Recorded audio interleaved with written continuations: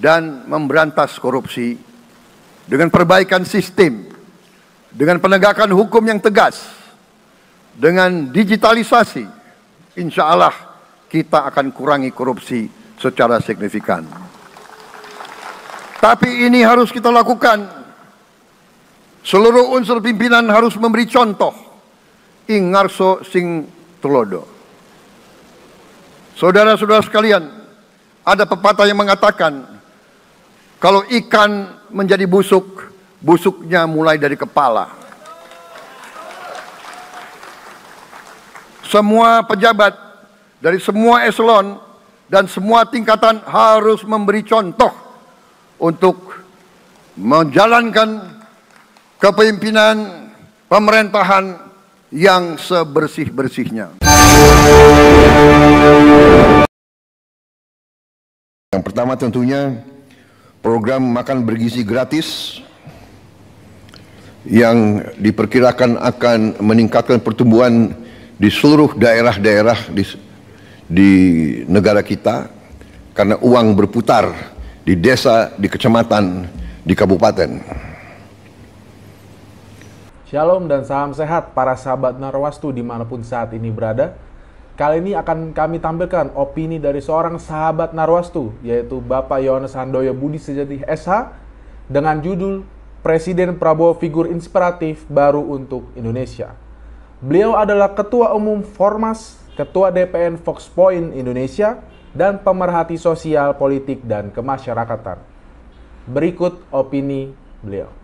Belum genap 200 hari pemerintahan Prabowo Subianto dan Gibran Raka Buming Raka, banyak mendapat tanggapan beragam di jagat media sosial atau medsos. Sebagaimana banyak berita medsos bahwa tingkat popularitas Prabowo mencapai sekitar 80%. Approval rating yang sedemikian tinggi tidak menjadikan Prabowo sombong, bahkan banyak program populis yang dimunculkan. Program perdana yang menjadi kebanggaannya adalah makanan bergizi gratis atau MBG yang telah berjalan, sebagian juga menuai pujian dan ada juga kecaman.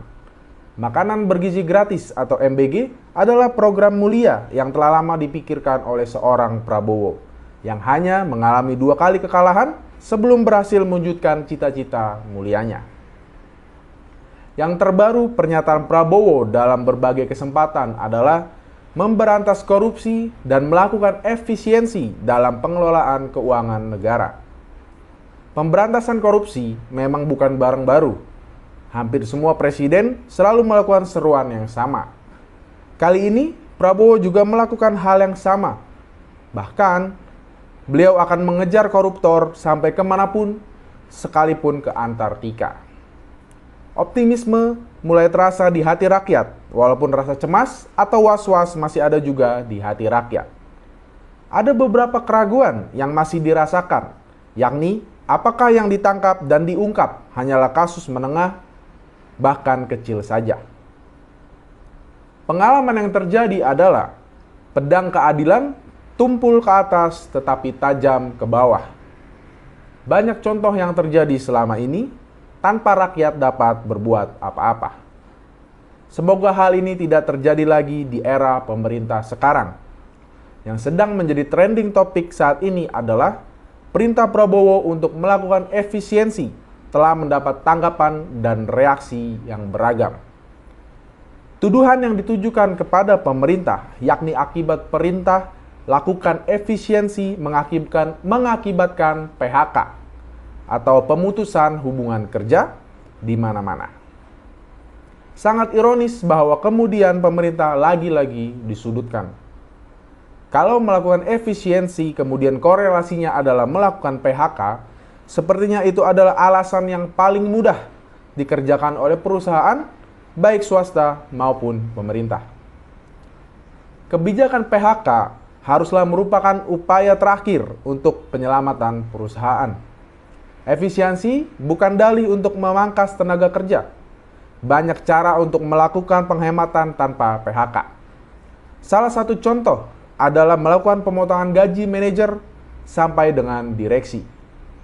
Melakukan upskilling tenaga kerja yang ada, sehingga pengembangan produk tidak diikuti oleh penambahan tenaga kerja, sehingga penggunaan tenaga kerja tidak berlebih yang dapat berakibat PHK. Situasi sekarang sepertinya banyak pihak menggunakan kesempatan untuk menciptakan tagar seperti anak diberi makan gratis, orang tua dipecat atau PHK. Dan ini sangat mendiskreditkan pemerintah. Niat baik pemerintah jangan dikotori oleh pernyataan-pernyataan yang mencerminkan kebodohan karena didorong nafsu menjatuhkan saja. Itulah opini dari seorang sahabat Narwastu. Jangan lupa subscribe, like, komen, dan share video-video kami. Shalom, salam sehat, salam kasih Narwastu, salam Pancasila. Tuhan Yesus memberkati kita semua.